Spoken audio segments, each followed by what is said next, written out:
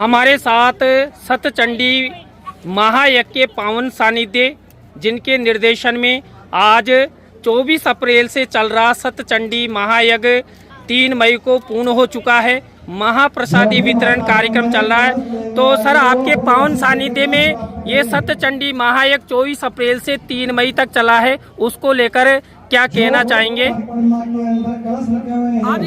आज यज्ञ की पूर्णाहुति थी। माता जगदम्बा के अनुकंपा से ये यज्ञ जो है शांतिपूर्वक संपन्न हुआ। किसी तरह की कोई कमियां नहीं रही।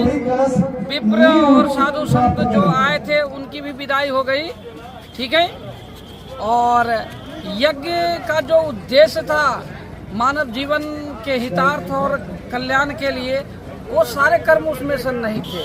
सबसे बड़ी बात इस यज्ञ की एक खासियत रही कि आम समाज में एक बहुत बड़ी विकृति है जो जातिवाद का है, और भारत पूरे संसाधन के होते हुए भी जो भारत कमजोर होता जा रहा है उसका मेन कारण है जातिवाद। इस यज्ञ में एक नई प्रक्रिया जो पिछले कई वर्षों से हम शुरू करते आ रहे हैं कि भजन जब व्यक्ति साथ में करेगा तो जातिवाद की समस्या खत्म होगी, और इस यज्ञ के माध्यम से जातिवाद की समस्या के लिए एक नए तरीका को इम्प्लीमेंट किया गया।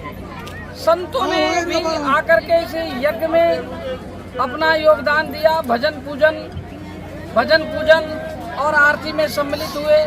इसके साथ ही जो हमारे सारे विप्र थे उन्होंने सवेरे में वेद पाठ, इसके बाद दुर्गा सप्तशती का पाठ, जितने पाठ होने थे अंदर में पूरे ही कर्म कांड हुए और पूरी की पूरी आहुतियां हुई। सतचंडी ये महायज्ञ पूर्ण हुआ। आपसे एक प्रश्न करना चाहेंगे, इससे पूर्व जो सतचंडी महायज्ञ हुआ आज से 13 साल पहले, और अब जो 2024 में सतचंडी महायज्ञ हुआ है, उसमें क्या अंतर रहा? जी, इसमें अंतर ये है कि वो सहस्त्र चंडी था, 1000 पाठ हुए थे, और इसमें सतचंडी 100 पाठ हुए हैं। ये थोड़ा सा अंतर रहा।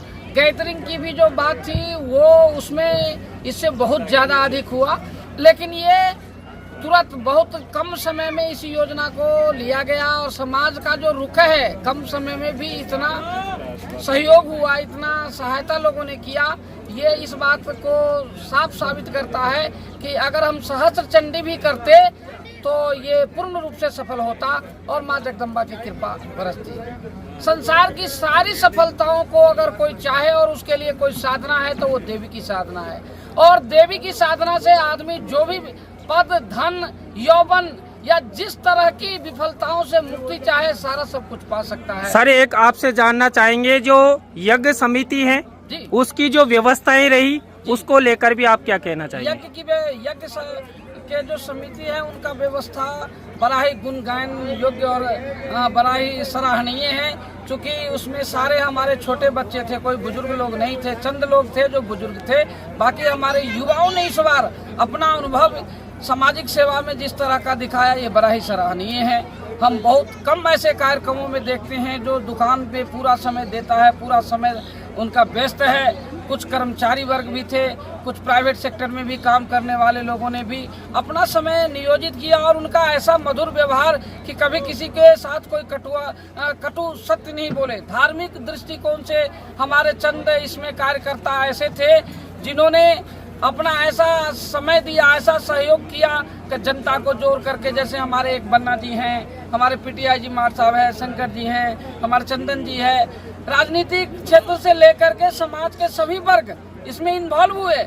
लेकिन हमारे चंद छोटे कार्यकर्ताओं का जो काम करने की शैली है, ये लगता है कि हर साल और हर महीना ऐसा कार्यक्रम करें और वो कार्यक्रम सफल हो। तो ये थे हमारे सतचंडी महायज्ञ के पावन सानिध्य जिनके निर्देशन में 24 अप्रैल से 3 मई तक यज्ञ संपादित हुआ है।